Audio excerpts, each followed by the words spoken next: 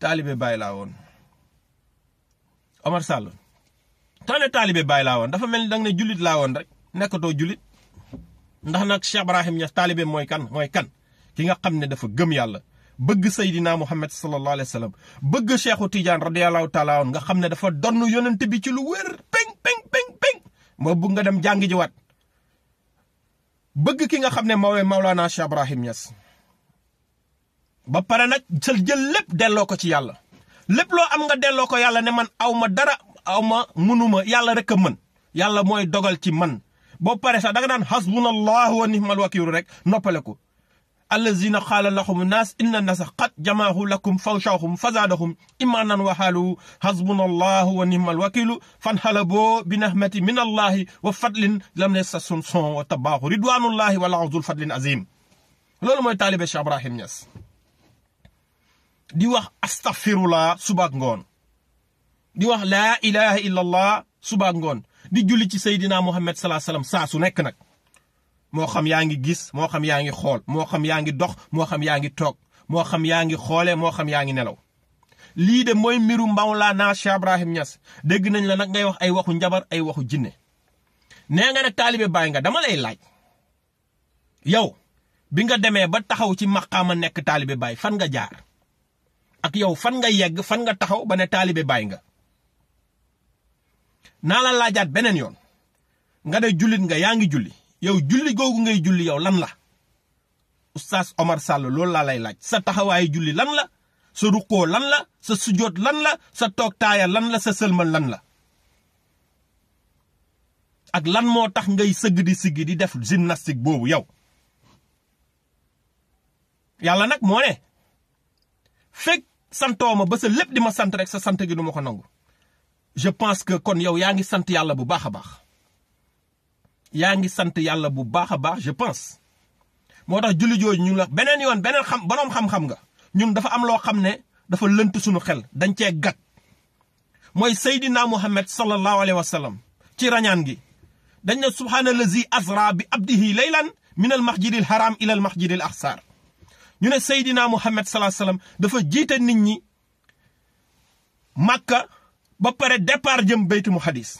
mu bàyyi fa mursaliina yi mu jël li nga xam ne mooy alburaax waruwaay bu gën a gaaw ci waruwaay yi ñu ne mu yéeg premier asamaan fekk fa Adama dañuy laaj Adama fan la jaar ba war a mun a jiitu Seydina Muhammad sallallahu alayhi wa sallam premier asamaan ñu ne mu yéeg deuxième asamaan mu fekk fa Insa ak Yaxya waa Insa ak Yaxya ñoom fan lañ jaar ba jiitu Seydina Muhammad sallallahu alayhi wa sallam deuxième asamaan ñu ngi la koy laaj ñu ne mu yéeg troisième asamaan mu fekk fa yoon si yàlla Yuusufa yàlla may ko genn wàllu taar fan la Yuusufa jaar moom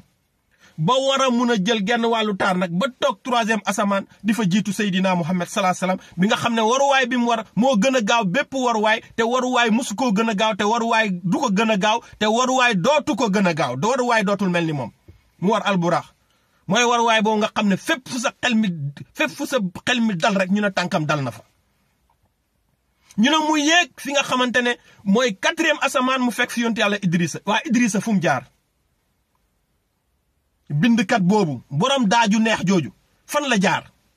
ba nga xamante ne jiitu na yonent yàlla Muhammad quatrième asamaan ñu ne mu yéeg cinquième asamaan fekk fi yonent yàlla Haarun fu mu jaar Haarun fu mu jaar borom xet gu neex googu fan la jaar moom ak xetam gu neex ba romb ki nga xamante ne bu fekkee xetam dafa neex ci xetu kooku lay neex lay amee bànneex moom ci lay neexee moom waaye nag mu yéeg sixième asamaan mu fekk fa ki nga xam ne mooy yonent yàlla Moussa ki ngay nuróol ci fiir ki ngay nuróol ci xañaan ci maqaama boobu ba mu gisee yonent yàlla Muhammad sallallahu alayhi wasallam naan yàlla gënal nga Muhammad sama kaw lu tax nga gënal ko sama kaw parce que moom moo xool Muhammad gis may gi ni mu réyee mu fiir kon Oustaz Alioune Sall dangaa fiir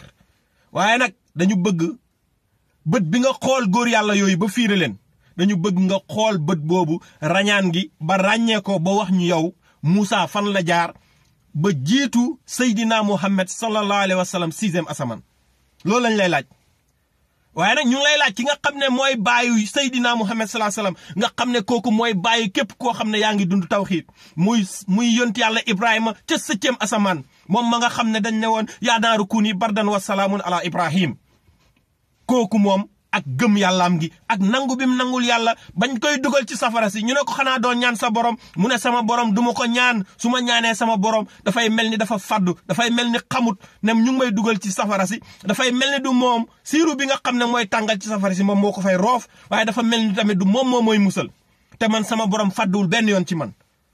ñu ne boobu nag safara si sedd ak jàmm ci moom ndax nag waxu ko rek sedd ak jàmm la ko wax ndax nag am na sedd boo xam ne day lore yéen ñi nekk Amérique nekk Europe ñi nekk Australie ñi nekk Canada li may wax xam ngeen ko bu baax am na sedd boo